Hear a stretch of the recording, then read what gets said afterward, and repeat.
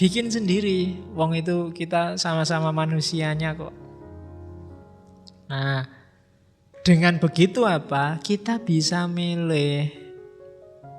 Disitulah gunanya refleksi. Kita mikir siapa aku itu butuh apa, cita-citaku apa, aku pengen apa, dan sistem nilai yang mendukungku biar cita-citaku goal itu apa.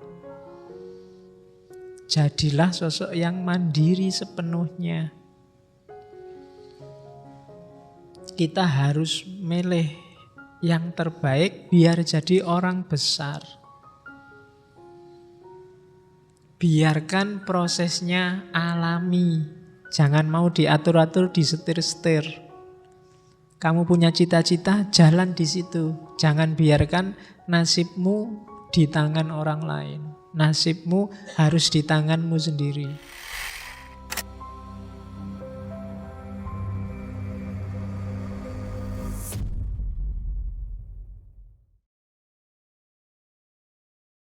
Nanti dalam pikirannya Nietzsche ada istilah genealogi moral.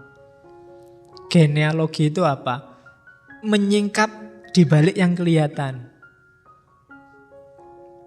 Pasti di situ ada hasrat, ada nafsu, ada kebutuhan, ada ketakutan-ketakutan, ada harapan-harapan. Kalau kita runut ke situ, oh iya ini ternyata ya tergantung manusianya. Siapa dia? Dia punya cita-cita apa, punya ketakutan apa. Plato misalnya, dia merumuskan moralitas yang sangat rasional. Itu seolah-olah universal. Katanya Nietzsche, enggak, coba kamu kejar. Siapa Plato? Dia punya kekecewaan apa? Dia punya harapan apa? Dia punya trauma-trauma apa? Dia nafsunya apa? Kebutuhannya apa? Itulah nanti yang jadi sumber pikiran-pikirannya Plato. Sistem moral yang diusulkan oleh Plato. Kenapa dia mengusulkan idealisme? Pasti dia pernah bertarung, pernah berinteraksi dengan gagasan-gagasan yang coraknya idealis. Dia begitu mengagungkan gurunya mungkin karena dia trauma gurunya dihukum mati. Dia punya harapan ajaran gurunya lestari. Dia punya ketakutan-ketakutan bahwa sistem politik di Athena akan menghancurkan Athena itu sendiri sehingga nulis republik dan seterusnya. Pasti ketemu. Walah, Nietzsche dewe. Plato sendiri yang merumuskan. Katanya Nietzsche. Yo kalau dicek lagi Ghazali yang begitu dahsyat dengan Ihya Ulumuddinnya. Kita bisa kejar kemarin di Al-Munqidh Minadh Dhalal. Perjalanan intelektualnya. Itu main loh dalam rumusan-rumusannya Ghazali.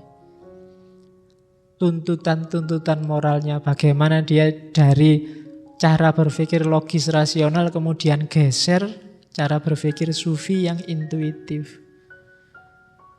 Nah, disiplin yang ngejar yang dibalik yang kelihatan itu namanya genealogi. Makanya ada genealogi moral. Berarti apa? Ya dirunut, ditelusuri. Dari mana kok sampai muncul pikiran semacam ini? Terus, oleh karena itu, katanya Nietzsche, kalau kita sudah sadar bahwa ternyata semua sistem nilai itu sifatnya tidak ada yang transenden, tidak ada yang dari luar manusia, semuanya manusia, berarti lah ngapain kita harus ikut-ikutan orang lain? Ngapain kita bikin belenggu untuk diri kita sendiri? Kalau orang lain bisa mikir, kita juga bisa. Kalau orang lain bisa merumuskan, emangnya kita nggak bisa? Nah, itu maunya Nietzsche. Ayo kita ciptakan sistem moral versi kita sendiri. Ngapain kita diatur-atur orang? Ngapain apel harus dibatasi sampai jam 10? Itu kan aturannya Pak RT.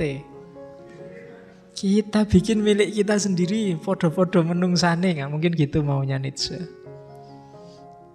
Ya konteksnya Pak RT mungkin sampai jam 10 karena dia bertanggung jawab dengan ketentraman RT-nya.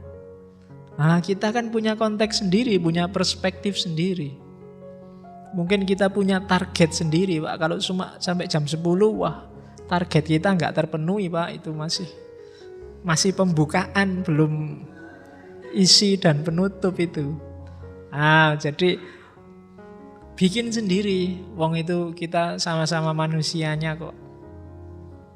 Nah, dengan begitu apa? Kita bisa milih. Disitulah gunanya refleksi. Kita mikir siapa aku itu butuh apa, cita-citaku apa, aku pengen apa, dan sistem nilai yang mendukungku biar cita-citaku goal itu apa. Jadilah sosok yang mandiri sepenuhnya. Kita harus milih yang terbaik biar jadi orang besar. Biarkan prosesnya alami. Jangan mau diatur-atur, disetir-setir. Kamu punya cita-cita, jalan di situ. Jangan biarkan nasibmu di tangan orang lain. Nasibmu harus di tanganmu sendiri.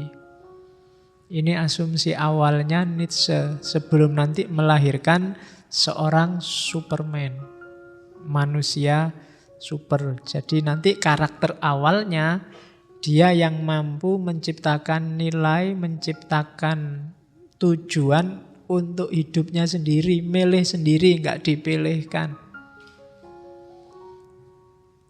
Oke, terus kenapa sih harus milih sendiri? Karena kalau kita nggak milih sendiri, membiarkan diri hanyut, ditelan oleh sistem moral di sekeliling kita, kita akan jatuh pada level budak.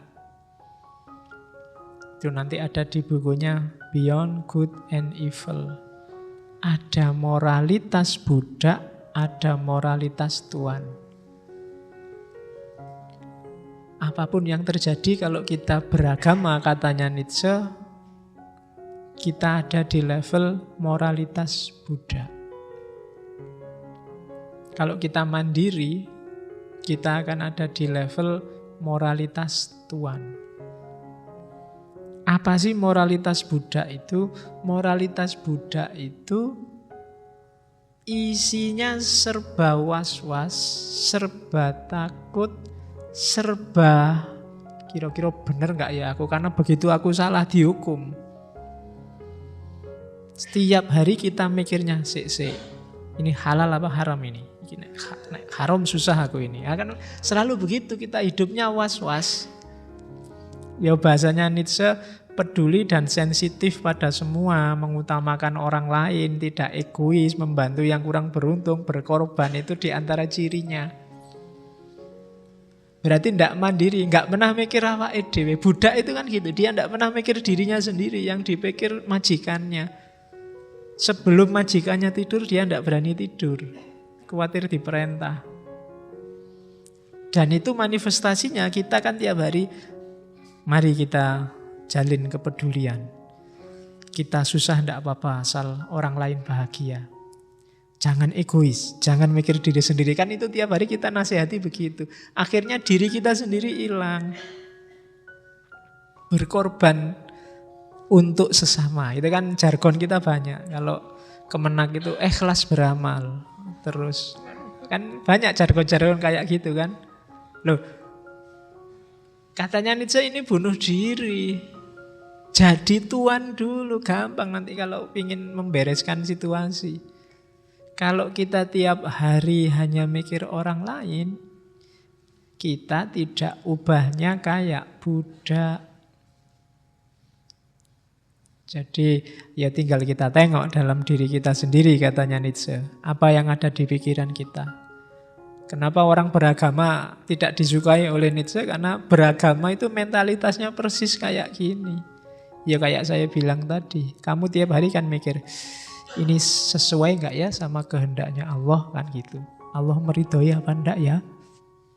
Dan kamu ngertinya Allah meridhoi apa enggak kan paling tanya kiaimu nanti, tanya ustadzmu. Ustadz, kayak gini halal mboten? Halal. Kalau gitu haram, kan gitu. Sekarang ustadznya kan pinter juga, jadi ya milih yang sesuai cocok dengan kepentingannya dia kadang-kadang. Oke, jadi persis katanya Nietzsche, posisi kita jadi budak. Tidak pernah mikir dirinya sendiri, yang dipikir majikannya.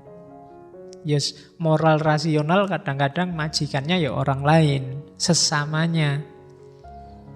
Hargailah sesamamu. Hormatilah kepentingan orang lain. Kayak kalau kita puasa, hormatilah orang yang berpuasa. Ini bunuh diri katanya Nietzsche. Ya mikir dirimu sendiri, kamu puasa apa enggak kan? Yang duluan itulah kok mikir orang lain. Kalau kamu puasa ya jangan makan, kalau enggak puasa ya makanlah. Kalau urusanmu beres baru mikirlah orang lain. Ini orang lain puasa apa enggak. Tapi kalau belum kamu mikir orang lain, itu bunuh diri, itu persis budak. Sebelum juragannya makan, kamu enggak makan dulu. Sebelum juragannya tidur, kamu enggak tidur dulu. Ini moralitas budak. Hidupmu kamu serahkan 100% pada majikanmu. Oke, apalagi agama. Agama itu ancamannya lebih dahsyat. Agama tidak cuma hukuman dunia, nanti ada hukuman akhirat. Kamu bisa disetrika, disate nanti di akhirat kalau berani macam-macam. Kan ngeri tuh kamu membayangkan. Waduh, disate, besok ditusuk dari atas sampai bawah, dibakar, dikasih kecap terus diputer. Nggak bayangke loh kamu di neraka, itu ngerinya. Loh, kalau neraka ya gambarannya pokoknya ngeri toh isinya di sana. Barang siapa yang suka mengadu, saya dulu kecil diceritain gitu, yang suka ngadu jago, besok kita akan diadu. Barang siapa yang ngadu jangkrik, besok kita diadu oleh jangkrik. Oh itu kan tidak bayang.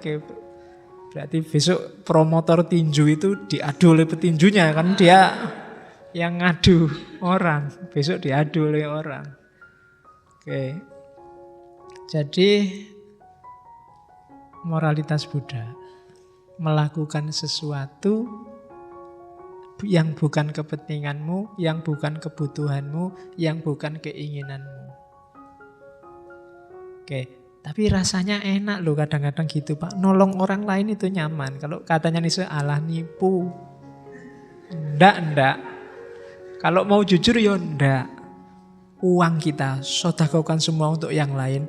Nanti rasanya nyaman, bisa ngapusi. Enggak. Orang mungkin tetap ganjel. Meskipun ustadznya bilang ikhlas ya, yo ikhlas tapi yo apa tetap. Kalau ditanya ya jawabnya ikhlas tapi hasilnya ya ganjel tetap. Ndak alami. Yo paling ndak ya jawab apa, yo berat sih tapi gimana lagi. Ngono ndak apa-apa, itu lebih jujur daripada ya ikhlas padahal ndak. Jadi ndak lah katanya, yo mikir buat kamu dulu dong. Kalau ada sisanya baru buat yang lain. Jangan semua buat yang lain. Itu namanya bunuh diri. Mental kita jadinya mentalitas budak. Ya nanti kalau dalam agama, kalau saya percayalah Allah menurunkan kita ke bumi ini tidak untuk dibikin susah. Dia nyuruh kita seneng, bahagia.